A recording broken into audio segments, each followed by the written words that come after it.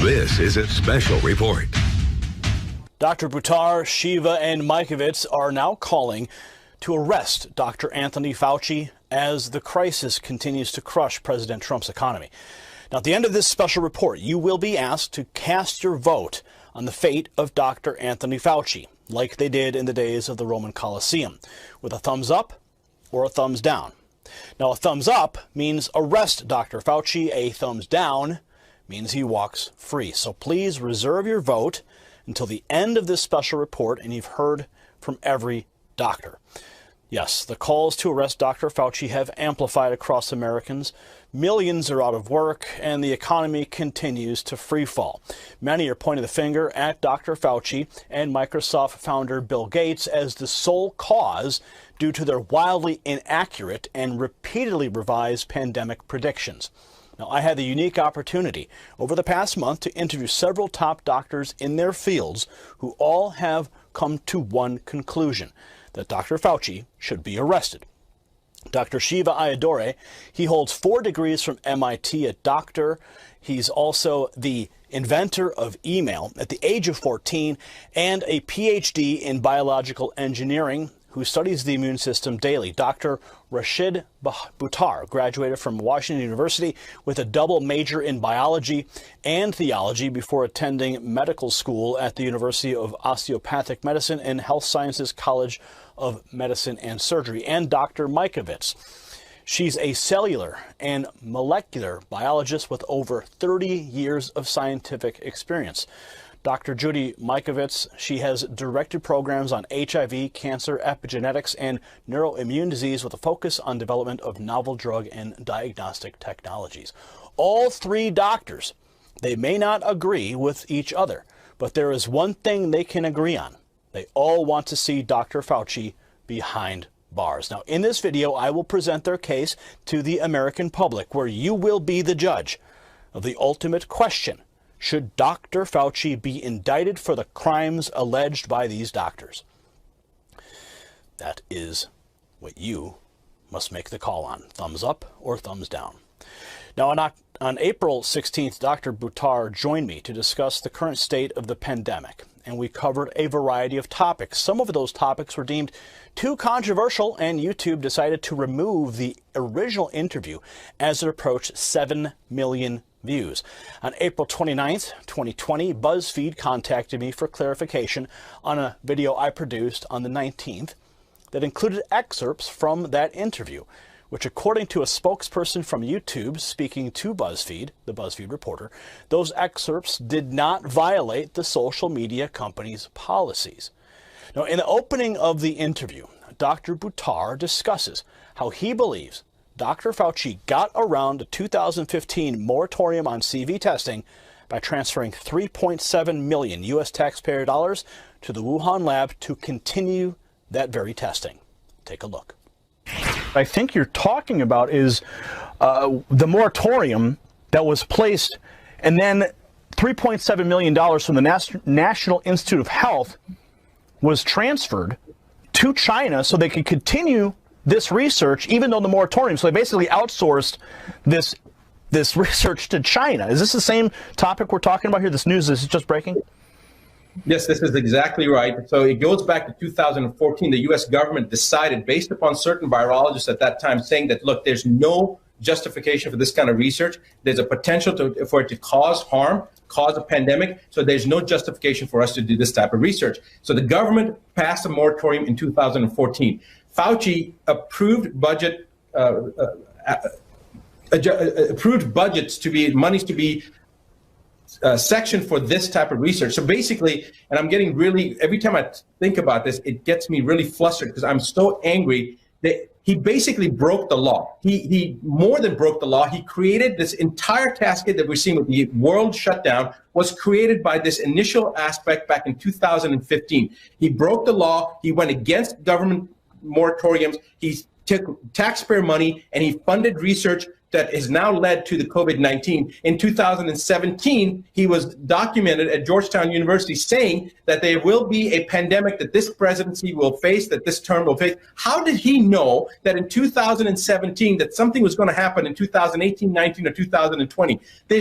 You can't predict the market from 3 days from today, what's going to happen. How did he know that there was going to be a pandemic? He stated the president of this president will face a pandemic. The exact quotes, I don't want to say the exact words. You guys have the video footage. My point is that there is no question that there will be a challenge to the coming administration in the arena of infectious diseases, both chronic infectious diseases in the sense of already ongoing disease, and we have certainly a large burden of that.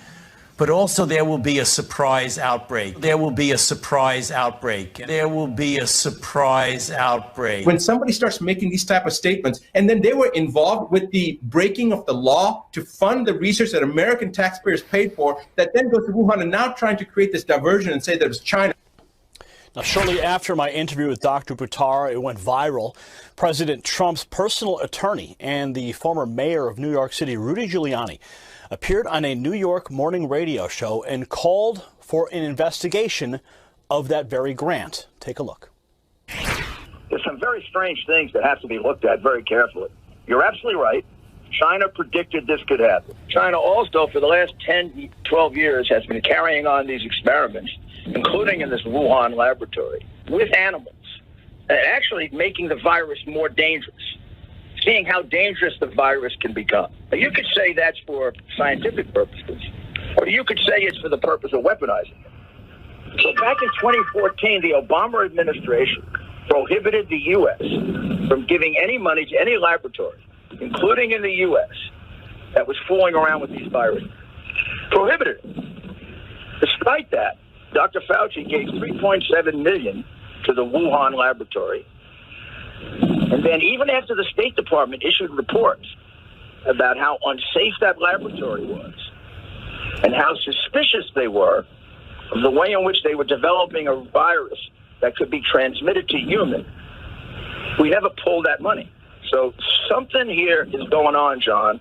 I don't want to make any accusations, but there was more knowledge about what was going on in China with our scientific people than they disclosed to us when this first came out. I mean, just think of it. If this laboratory turns out to be the place where the virus came from, we paid for it. We paid for the damn virus that's killing us. Now, probably the most significant moment once news broke of the $3.7 million grant to the Wuhan lab was when Newsmax reporter Emerald Robinson directly asked the president about that grant. Watch. Thank you, Mr. President. U.S. intelligence is saying this week that the coronavirus likely came from a level 4 lab in Wuhan. There's also another report that the NIH, under the Obama administration in 2015, gave that lab $3.7 million in a grant. Why would the U.S. give a grant like that to China? The Obama administration gave them a grant of $3.7 million. I've been hearing about that. And we've instructed that if any grants are going to that area, we're looking at it literally about an hour ago, and also early in the morning. We will end that grant very quickly, but it was granted quite a while ago. They were granted a substantial amount of money. We're going to look at it and take a look, but I understand it was a number of years ago, right? So you are. When did you hear was the grant was made? 2015. 2015. Who was president then? Yeah, who was president then? Now, all things considered, these are important questions that should be asked and not be silenced. Now, later in my interview, I directly asked Dr. Buttar if Dr. Fauci is responsible for the pandemic because of that research grant. Here's his response. Is Fauci directly responsible for this pandemic because he maneuvered the money, he maneuvered around the moratorium, kept this chimeric research going in China? Is he directly responsible for not just the pandemic, but also the response that's killed the economy, put, 17 to 22 million people out of work? Is Fauci directly responsible? I'm going to say this. I think that I've seen some petitions going around. I know Dr. Shiva said that Fauci should be fired. I think that's the nicest thing that could be done to Fauci. I think he's a criminal. He's broken the law. He's gone against the government. I mean, to me, that seems like it's a traitorous thing to do when the government has passed a regulation and he's at one of the highest levels in the NIH. He's got a directorship at the NIH, and then he breaks the law, he breaks the moratorium, and then funds research against something that could potentially cause harm throughout the entire world, and he's in collusion with the foreign government. Collusion with the foreign government. There you have Dr. Buttar's take. Now, before we look back at the historical record of the alleged misdeeds that led to Dr. Fauci's rise to the top of the United States medical industrial complex, let's take a look now at a clip from my April 9th interview with Dr. Shiva, where he called for the indictment of Dr. Fauci. Take a look. Let's talk about Fauci. You know, since we spoke, we ran a campaign to fire Fauci. And I frankly believe this individual should be indicted and should be fired, and all sorts of charges should be leveled at him, because he's essentially been the mastermind of an organization for many, many years across many, many presidents, which has promoted a fake science that the immune system is so weak and that you always characterize some virus as a cause of destruction to the immune system. He did this with HIV and AIDS. And so this is his, probably second or third rodeo. And the goal here is to scare everyone with a fake science understanding that as though the immune system gets attacked by the virus, right? So one of the things we did was we called for his firing and his indictment, and I think close to 40,000 people in a few days signed that petition. I would say we probably have close to 2,000 doctors now, Gary, across the world, because the doctors themselves are recognizing that they are victims of a big pharma medical education system. If you look at a guy like Fauci, I believe he's on the leadership council of the Gates Foundation. He loves the Clintons, and his relationship through the NIH and the CDC and the WHO is this triangle, which, by the way, the Chinese Communist Party and the Chinese CDC is part of. The NIH of the United States funded, even as early as 2 or 3 years ago, $14 million to the Chinese CDC. So the entire cabal here is not about health.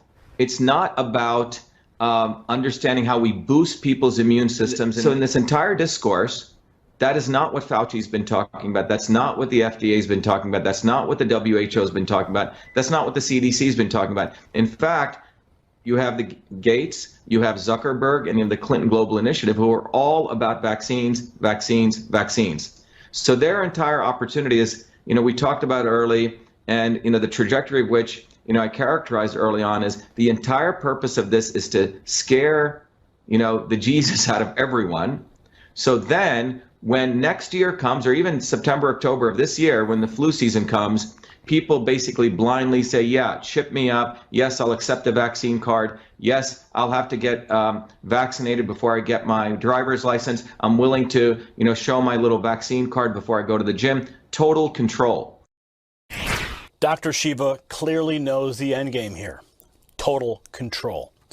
And the one way you can have total control is by creating total fear, total panic. But as Amelia Earhart says, fear is like a paper tiger.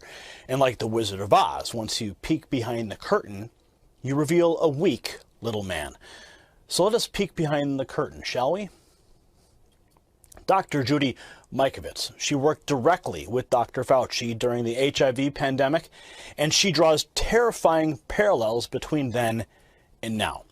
I interviewed her on April 28th, where she declared that Dr. Fauci's rise to the top of the medical industrial complex left millions of dead bodies in his wake.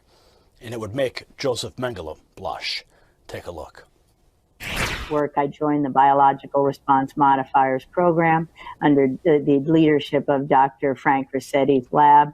We confirmed the isolation of HIV from saliva and blood that Dr. Luc Montagnier, Nobel laureate Luc Montagnier, had done earlier that year. Our paper was in press. At the time was confidential in press. Dr. Fauci called the laboratory. I'm 25-year-old lab technician. He called the laboratory. I answered the phone, explained that Dr. Russetti was out of town and would address his concerns when he got back. Dr. Fauci demanded a copy of the paper, which was confidential. That's unethical. I refused to give it to him. He threatened to fire me for insubordination. I didn't budge. He bullied Dr. Rossetti when he came back to town to give him the paper, which his crony Dr. Gallo then copied.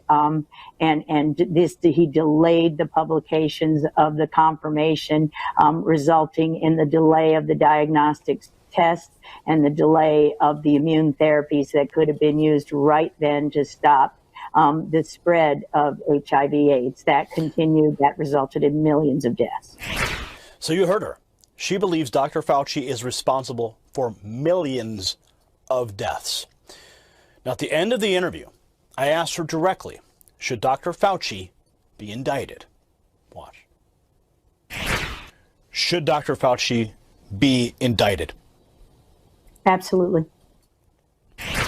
Absolutely, she said. Now, you've heard from each of these doctors. Now, what say you?